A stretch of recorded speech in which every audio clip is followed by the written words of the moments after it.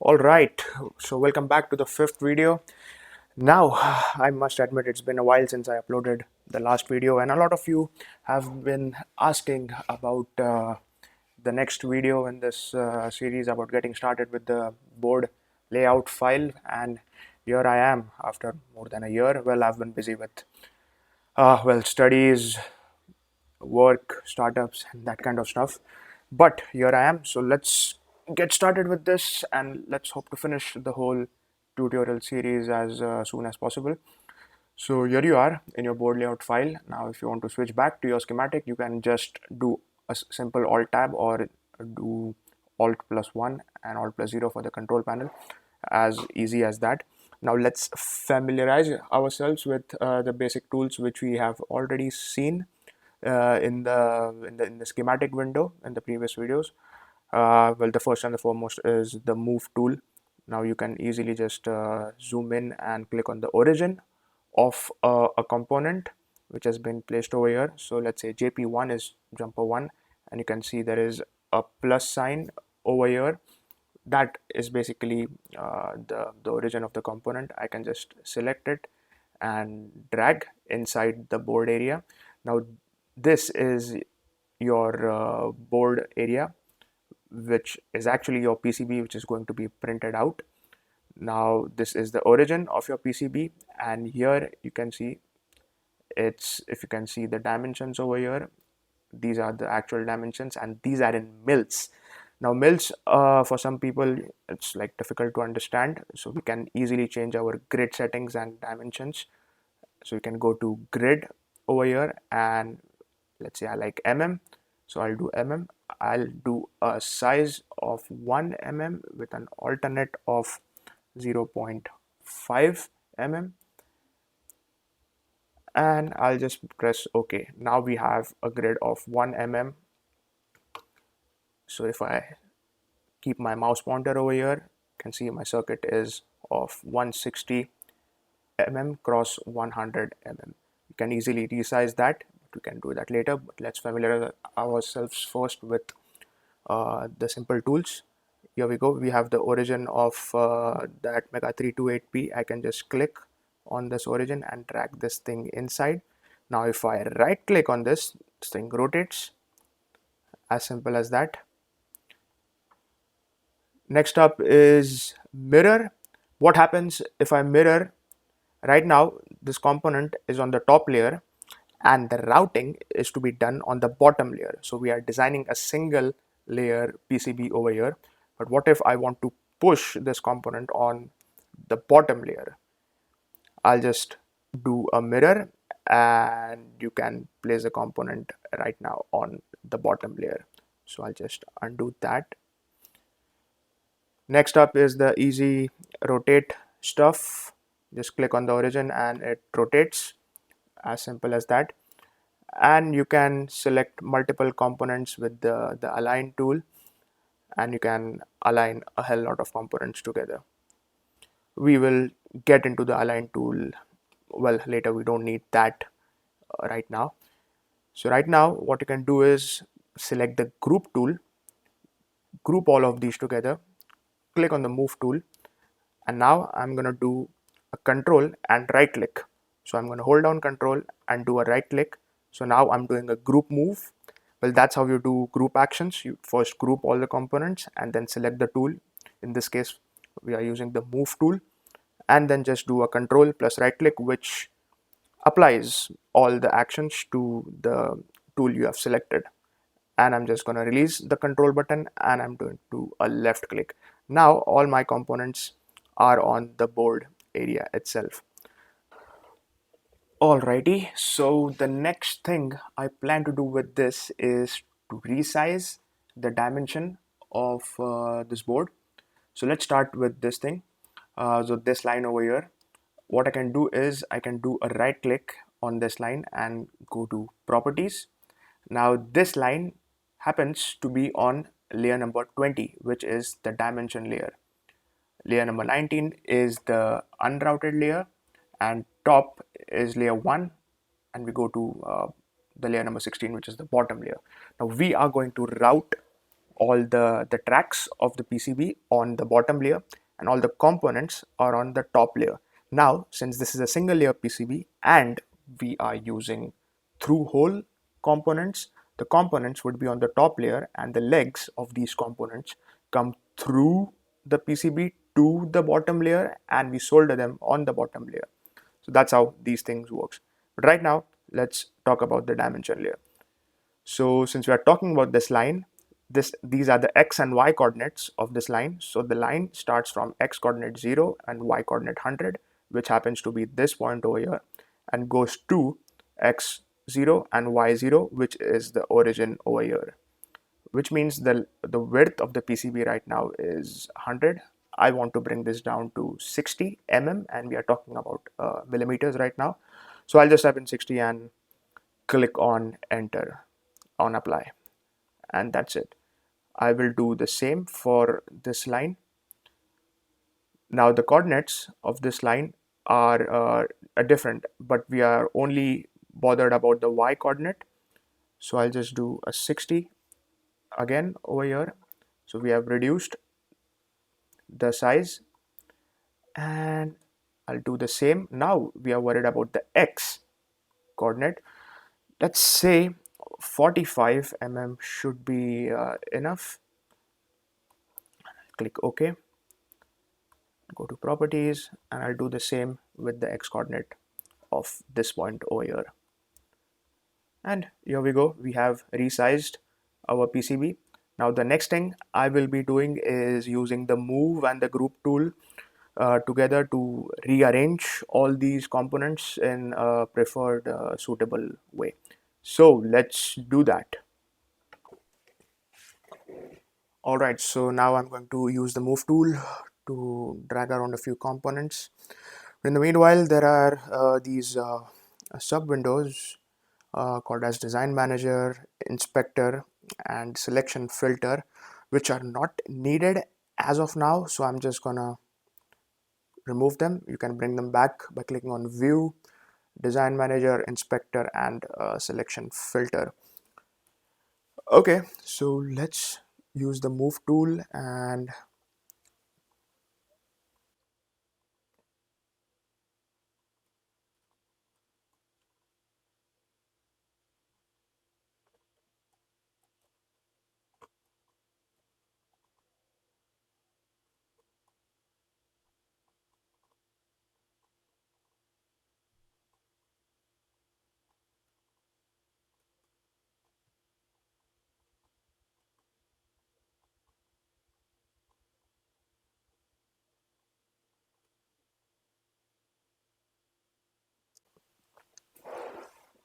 alright, so now as you can see, I have rearranged all the components to look good. Now the easiest logic or the methodology you need to follow is, now let's say the power jack. The power jack is the entry point of the circuit where you plug in your power. And I know just next to the power jack should be the input filter capacitor and the output filter capacitor of the voltage regulator. So it's makes sense to keep these things together in a small area of the PCB. The crystal, the oscillator should be as close as possible along with the caps. Now I have the 30 number pin LED, which obviously makes sense to place it near the pin number 13. So whatever components you can place it as close to the main chip. Just go ahead and place them. Now this is the reset switch, which is fairly close to the reset pin of the controller. Now there are a few things which I don't like as of now. Let's say the JP3. Now digital pin 8 appears to be on this side of the board. So if I had to route a copper trace from this point, so it would be like going kind of out of the circuit over here. So what we can do is go back to the schematic and change the JP3 to be of one lesser contact point over here, and increase the contact point over here, and maybe just divide this jumper into two, so I can just push a lot of these jumpers over here, so I can just do some better and clean routing. Now, another thing which we can do is add a power LED over here, which would be a very nice notification just to see if the voltage regulator is outputting 5 volts.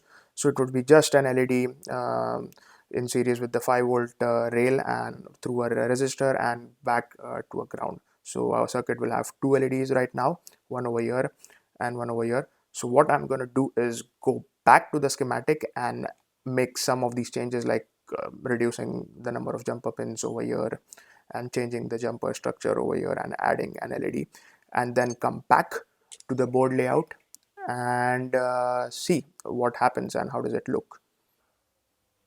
All right, so we are back in the schematic diagram to make a few changes which I have already made. So I've changed the arrangement of a few jumpers over here. Right now JP3 is just like four jumpers, four wires, which goes from D5 to D8. JP4 now is like a big jumper with multiple VCC and grounds. If you go to the board diagram, you'll be able to see the same big jumper over here.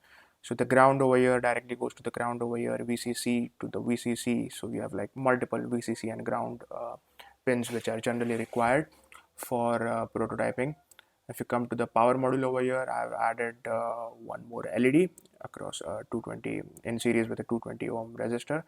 I've also replaced the voltage regulator with a separate model. If you see in the earlier video, there is a one with a big ass heatsink, which we don't need right now. So how to replace components? All you do is go right click on them and click on replace, and then the whole library loads up, and you can just select the component with which you want to replace the existing one. I went to vreg and then you can select 78xx.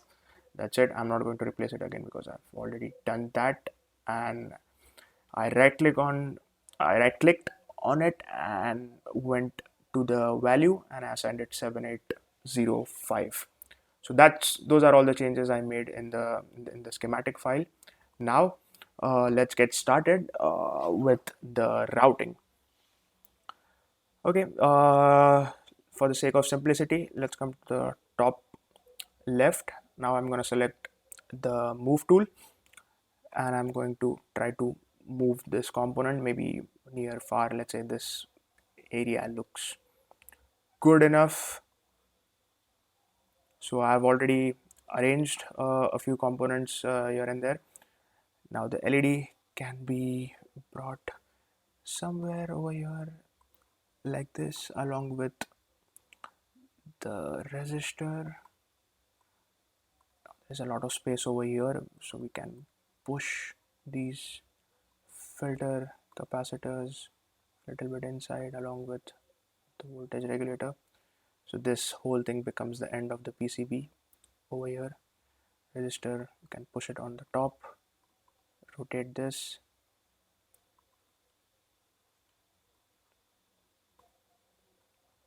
align these two capacitors, but that doesn't seem to happen because our grid right now is of 1 mm. Now I can also go to the alternate grid, which is 0.5 mm. You can see alt is 0.5 mm.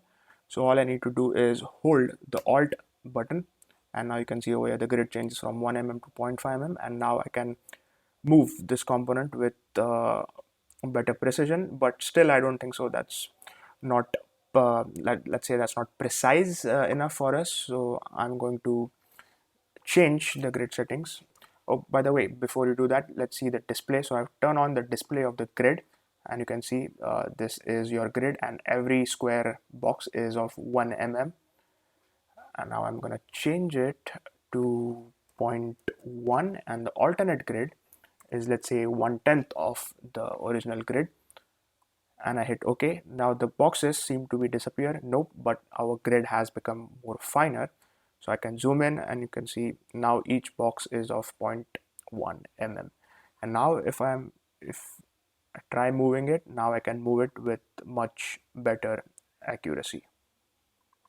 So that seems good. Yeah.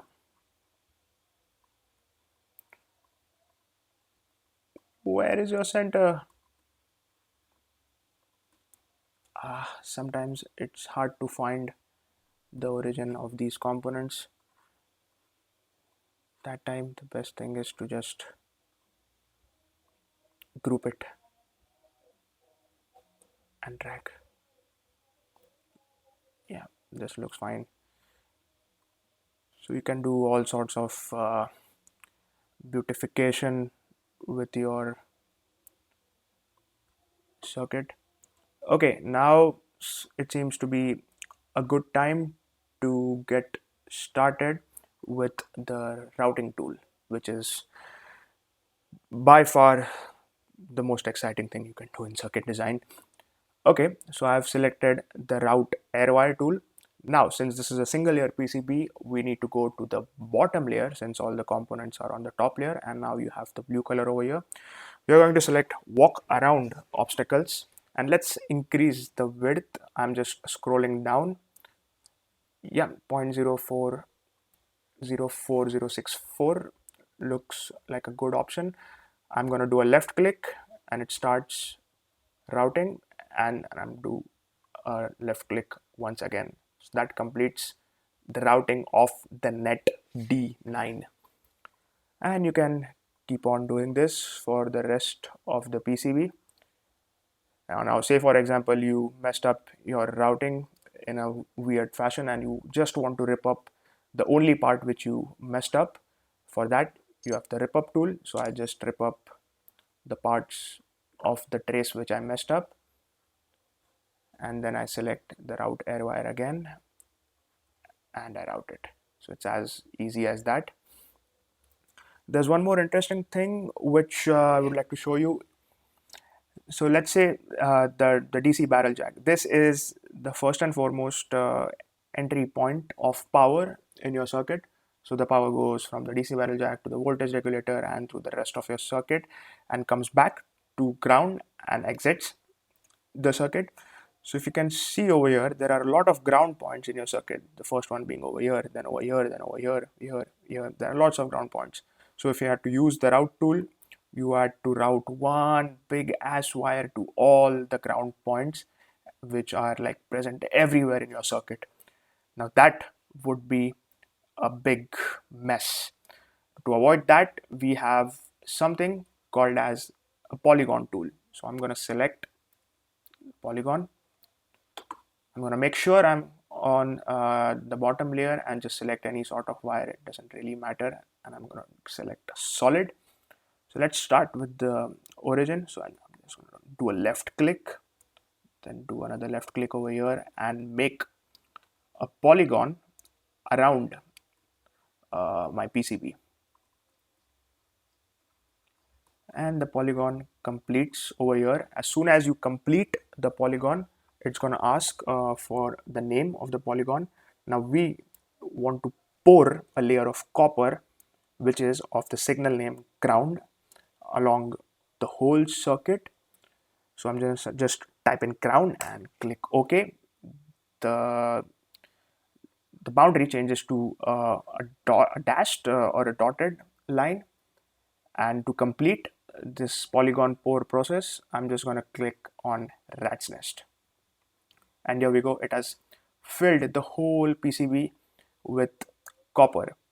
So as you can see, this is the trace from D9 from the controller pin to the header pin. This has to be copper to conduct. Similarly, the whole thing which you see in blue is now copper. And as you can see, all the ground points have been connected. Ground, ground. Now you don't need to do the messy one wire routing from the center point of the ground to all the ground points. Eagle has automatically done that with the help of polygon pour. And now we can just complete the rest of the circuit by using the routing tool. So I'm going to do that now.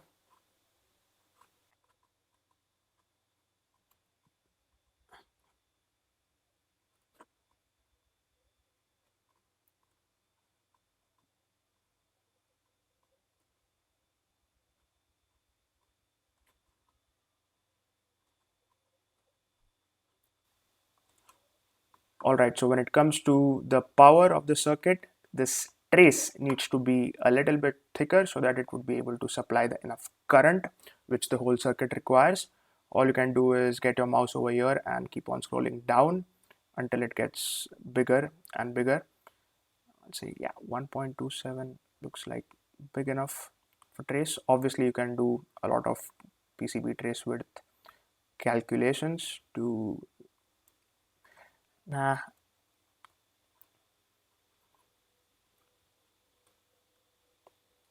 Now, when you're talking about the routing for the power, so the 12 volts which is coming through this point, the trace of this signal needs to be a little bit thicker so that it would be able to deliver higher current. So special attention needs to be given in such cases. So make sure the trace is good enough. Now I've moved the voltage regulator, yet the polygon behind that doesn't seem to move along with it. So all I'm going to do is hit rat's nest, and that does the job. Alrighty, so routed this.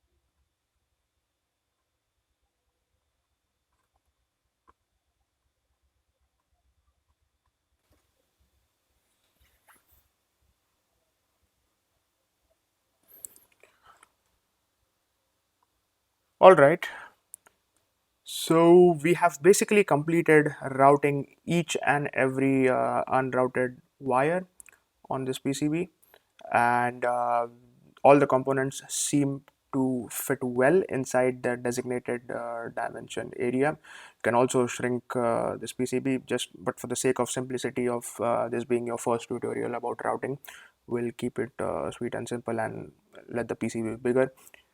No problems with that. So in this video we learned a lot about how to use all these basic routing tools, grid settings, setting out your board layout, dimensions, alternate grid, arranging all the components, routing, polygon, and that kind of stuff. Uh, let's say I'll call it a day for this video, and in the next one I'll show you how to prepare your Eagle files to be sent for manufacturing, and basically tidying up this whole PCB so that it's ready for manufacturing and it appears visually good enough for prototyping. So that's all for this video. See you in the next one.